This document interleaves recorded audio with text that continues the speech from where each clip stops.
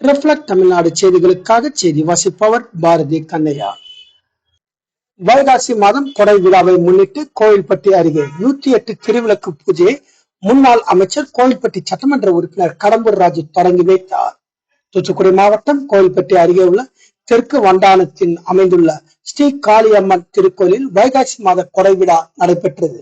விழாவில் கிழக்கு ஒன்றிய செயலாளர் வண்டானம் கருப்புசாமி தலைமையில் முன்னாள் செய்தி மற்றும் விளம்பரத்துறை அமைச்சர் கோவில்பட்டி சட்டமன்ற உறுப்பினர் கடம்பூர் ராஜு கலந்து கொண்டு சாமி தரிசனம் செய்தார்.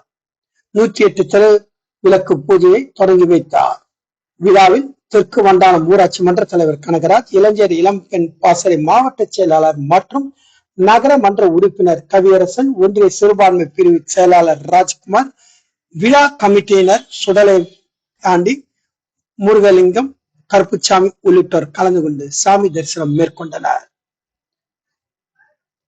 கோவில்பட்டியிலிருந்து எமது செய்தியாளர் சிவராமலிங்கம்.